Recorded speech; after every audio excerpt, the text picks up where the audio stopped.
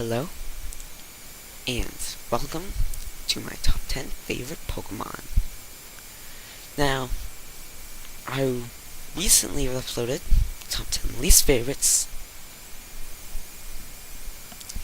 and I decided why not include a list of my favorite Pokemon. So I did, and this is what it's going to be. So let's see. Starting off the list, we have Clefairy. Amazing Pokemon, don't get me wrong. Even though he doesn't necessarily evolve into the best of things, I still like Clefairy quite a lot. Mostly because Metronome, it's really fun to use, see whatever you get. It's really amusing. Anyways, number 9 on this list is... On the last list, I didn't include many legendaries. The only one I included was Mew on the last list. But on this list, a lot more legendaries. Much more of a fan of the legendaries than I am of actually Pokemon that aren't legendaries. So anyways, number 9 is Ho-Oh. I'm a pretty good fan of Ho-Oh, despite the fact it's the same type as Moltres, Pokemon I could care less about.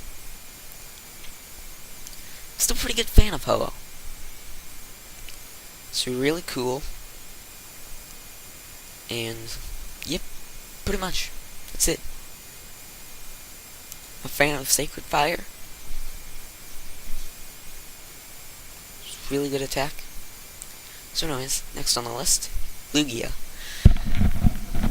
I was almost debating what order to put Lugia and Ho-Oh in this list. Because I knew I wanted them both on the list, but Lugia has been so much more frustrating for me to catch. Ho-Oh I caught like that because I used the Master Ball, because I didn't want to deal with him. But Lugia? Oh no, I had to go through absolute chaos to try to catch him. I wasn't restarting my game and going through beating Lance again just to get another shot at catching Lugia with the Master Ball. I went in with Heavy Ball Overload and Ultra Ball Overload, Net Ball Overload, all sorts of overloads, and I still had a rough time catching him. But still, I like him better than Ho-Oh, slightly. Next on the list, Ditto. Really amusing Pokemon. His Dream World ability makes him better than just having him regular. Transforming the second he's sent out onto battle, you'd be like, this person has a Garchomp that knows some pretty cool attacks. I'm just gonna send out a Ditto and clone it, and then just completely hope that I'm outspeeding it. That's pretty lucky, and I hate Garchomps. So having a Ditto would be like using the power of Garchomp, but not really having a Garchomp.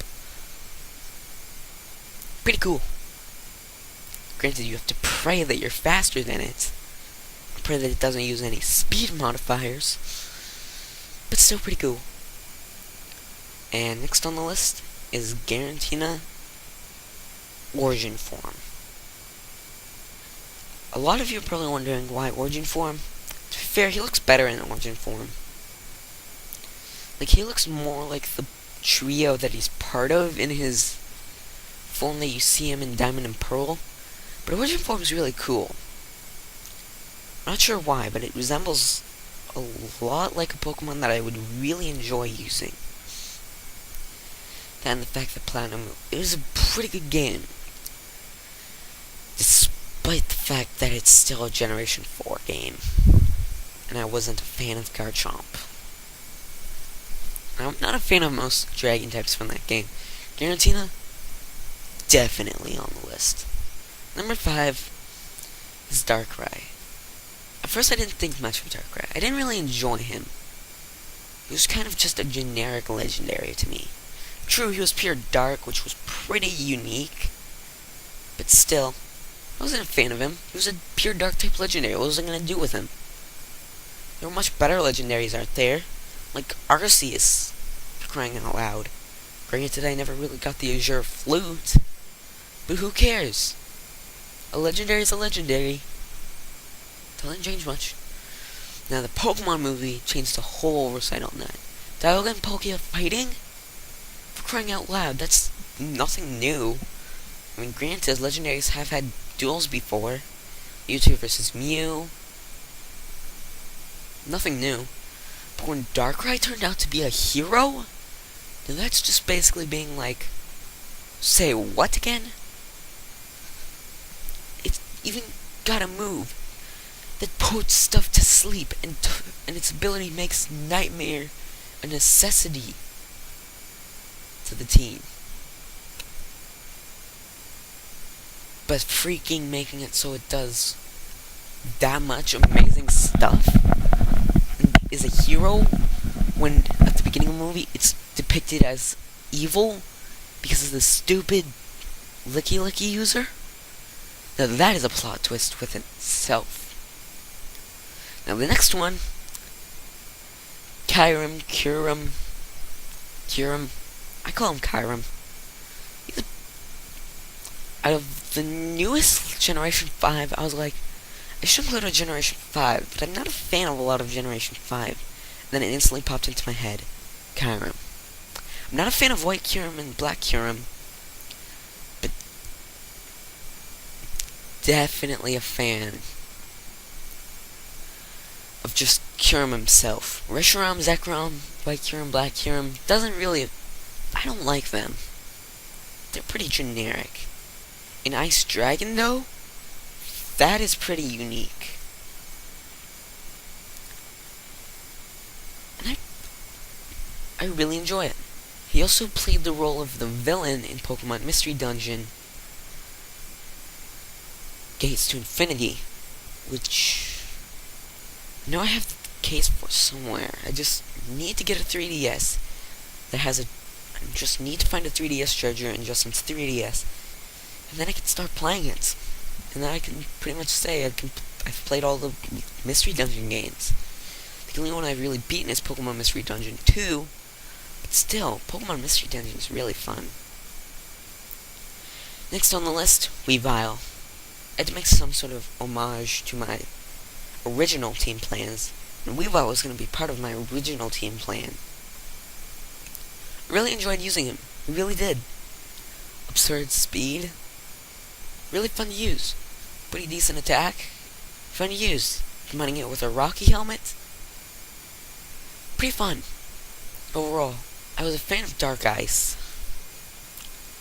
I'm just a fan of Dark types in general. Which is why, if you're ever going to make a fan Pokemon game and you want to include me in it, make me the Dark type gym leader. That would make my day so much better. And then, on number 2, I knew I had to make some sort of friendliness to a Pokemon that was very underrated, but I really enjoyed. A lot of people are going to hate me for this, but I find Palkia way better than Dialga. Cue the hate comments. Bring them on. I can think of any counter strategy to any of your troll comments. Palkia, Water Dragon, very good typing. Steel Dragon, pretty good as well. But it gains neutral weakness, it gains quad resistance to fire and water. But it also gains neutrality to fire. And there's a lot of good fire types. So that's like basically digging a grave within itself for Dialga. Palkia, pretty gosh darn good. Only weak to dragons. That is like a Foes. A Foes up the wazoo. Give this Pokemon a 5-star medal. Palkia deserves one. It is amazing. Plus, the first Generation 4 game I technically played was Diamond, although I really enjoyed Palkia better. It's much easier to use. And number 1, this might not come as a surprise to many. Tyranitar is on this list. Or maybe he's on this side. I don't know. I'm not editing this while freaking recording this. How would I know which side he's going to be on? Tyranitar, my favorite Pokemon. Not really a fan of how you have to get him. How to get him is a bit of a pain in the neck. Especially the way I got him. Let's see. Go to Mount Silver in Pokemon Heart Gold and Soul Silver. Catch a Larvitar.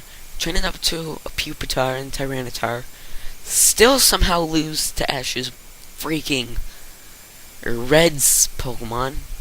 Sorry, I keep forgetting that the manga version is technically closer to the Red we know in Pokemon Heart Gold and Soul Silver. They make it top 10 least favorite bosses in Pokemon. But it's probably gonna be there. So is Cynthia.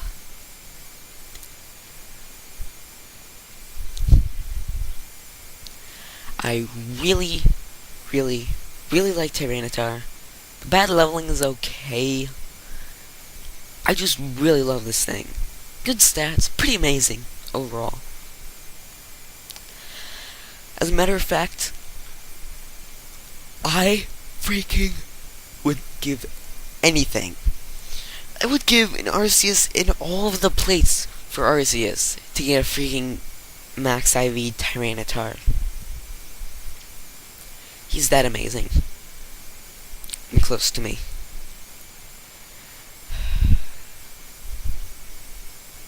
Really good Pokemon on this list. Granted, some people might not approve of the fact I use legendaries, but who freaking cares? I'm using legendaries if I gosh darn want to. But still, Pokemon has had some very good Pokemon. Some of them much more underrated than others. There are Pokemon that are in the middle that really get lost in the phase of things. Some really honorable mentions, though. The only one I can think of off the top of my head, Sceptile right off the bat. Very underrated, but can definitely pull an air through a match. Swamperts? What are you talking about? Sceptile can outspeed those and hit it with Leaf Blade. At the same time, if you have a sunny day up, that's like GG against a Swampert. Because you can outspeed a Swampert really effectively with a Sceptile. Combine that with a sunny day and a solar beam, pretty much most grass types would wish they had that combination. Very few actually succeed, though. And Sceptile does that really well. So anyways, that was my top 10 favorites, and I will be gone now.